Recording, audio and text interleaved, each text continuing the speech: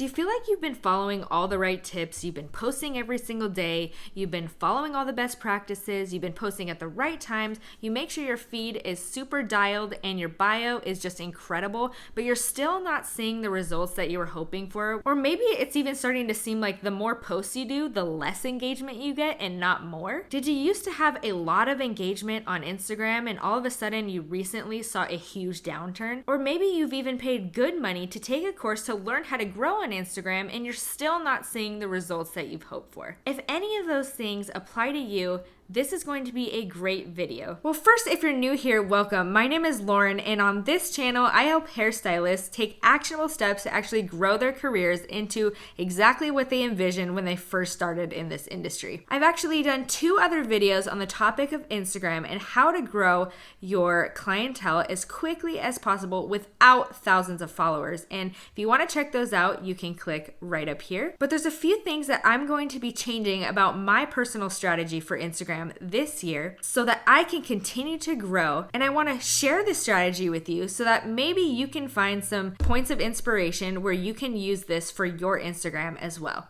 So if that sounds good, make sure to like this video, subscribe, hit that notification bell, and let's get right into it. All right, so maybe you're aware of this, maybe you aren't, but Instagram engagement has actually dropped down 18% since last year. The total engagement on Instagram is now 0.9%. So if you feel like your engagement on Instagram is super low, you are not alone. In fact, I have 26,000 followers on Instagram, and I have seen a huge drop in my engagement. The things that used to work, that I originally used to grow my Instagram and keep my followers engaged, don't seem to be working anymore. And I'm being very honest about that because it's very discouraging for me as well. So if you are going through this, I hear you, but it's very important that you keep moving forward and start trying new strategies to make sure that you continue to grow and not dwell on the negatives of Instagram because it's still a very valuable platform. All right, so the first thing that I am going to try to do in 2020 is swallow my pride a little bit and really focus on serving the following that I have and attracting new followers, not in numbers, but in value. I'm going to stop putting so much focus on how many followers I have, how many likes I get on each thing that I post, because number one, Instagram is taking away the like count anyway, so it really isn't going to matter what it looks like to the public, how many likes you have. And also, I have a feeling that eventually they're going to take the following count away too, which sounds crazy, but the way that they're headed and like their motivation for doing these things, it just seems like it might be a step that is going to follow. So I'm just going to forget about all of that. I mean, if it happens, great, but it's not going to be something that I am just so focused on. What I'm going to do is focus on 2 things, which is to better serve the following that I have now, to keep them engaged, and then to also attract more quality followers that are not just people who blindly scroll through Instagram, but that actually want the value that I am offering them. So this might result in a lot less followers, but my strategy this year is not more followers, it's going to be more quality followers. Because when you focus on these vanity metrics, like how many followers, how many likes, it can be really, really stressful to manage, especially if you maybe had a big following and now it's starting to drop, or you had a lot of engagement, now it's starting to drop. It could just start to consume you, and it's just not a good feeling.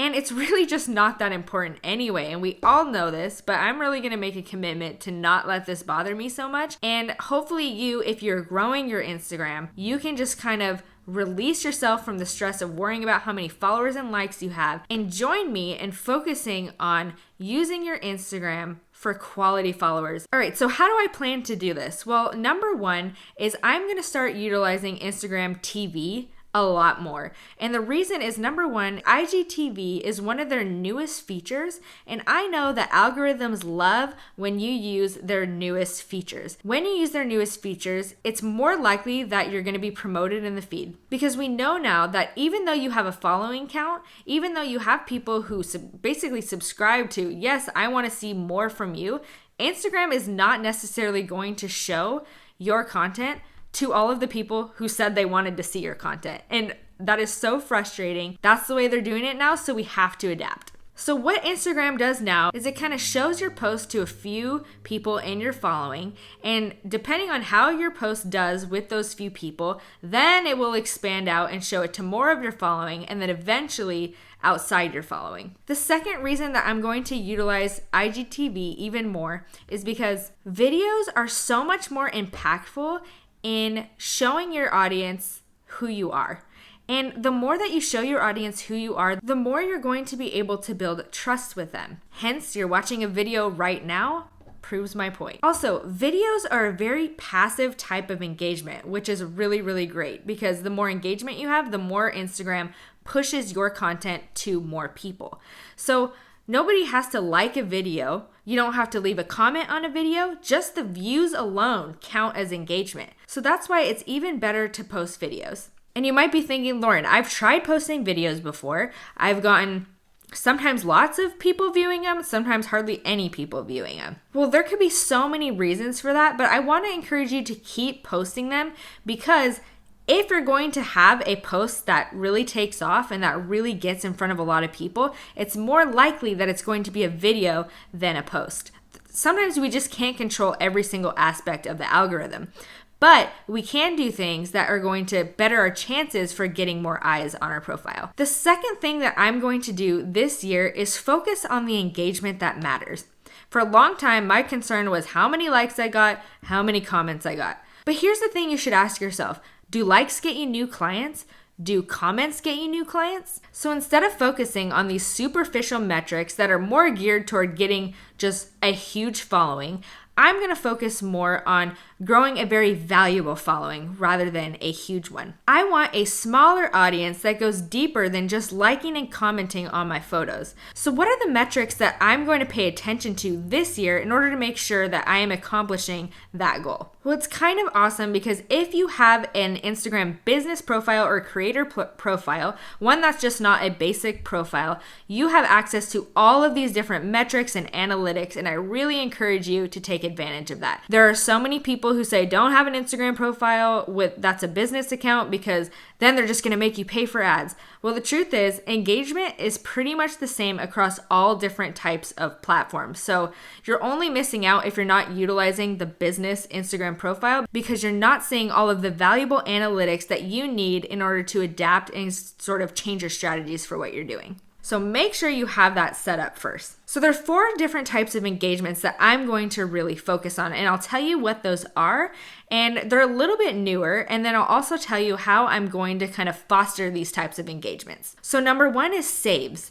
So saves are like that little flag that you see in your analytics under one of your posts. And then number 2 is shares. So that is the little arrow that tells you somebody sent your post as a message. Number 3 is website clicks.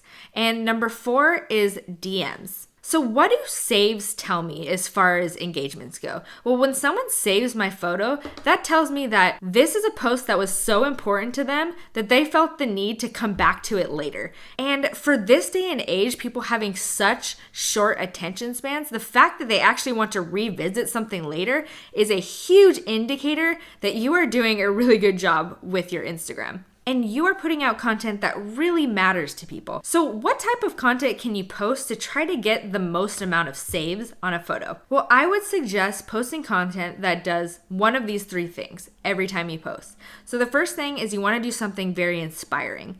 So maybe post a quote that really gets people to think. And please don't just go on other people's Instagrams and find like these generic inspirational quotes that are just kind of meaningless when you kind of think about it.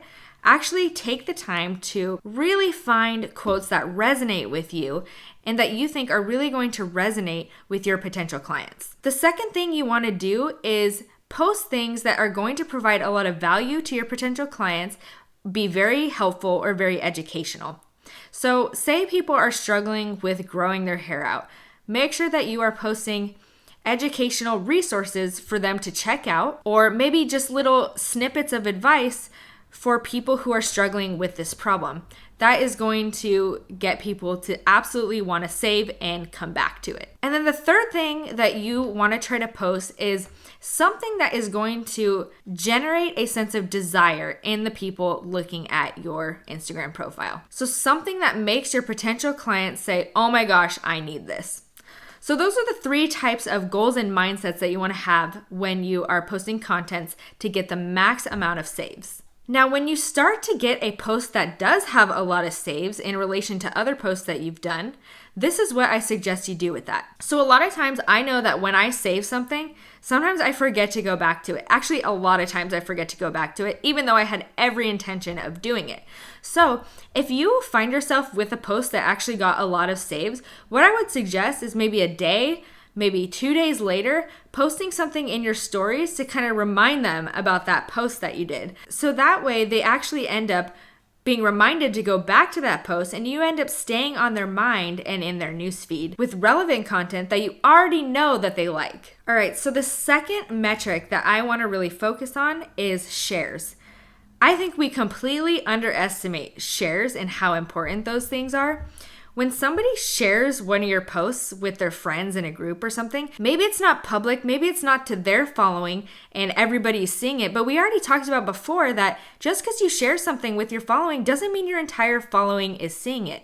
But when somebody shares your post, they're sharing it to the people that they think it's relevant for. So that is just so powerful, because instead of like you hoping that somebody in their following actually resonates with them, reposting your thing, if they send it in a message, they're already doing that work for you and making sure that your post is getting to people that are going to also like that post. And then they start talking about it, and then all of a sudden you are part of a conversation that lasts way beyond what that initial post could actually do for you. So what types of posts just really get to people so much that they have to share it with their friends? Well, similar to the last one, definitely education, useful information, definitely things that are inspiring. Those get shared a lot, but also things that are really funny. Actually, that's pretty much the only thing that I share with people.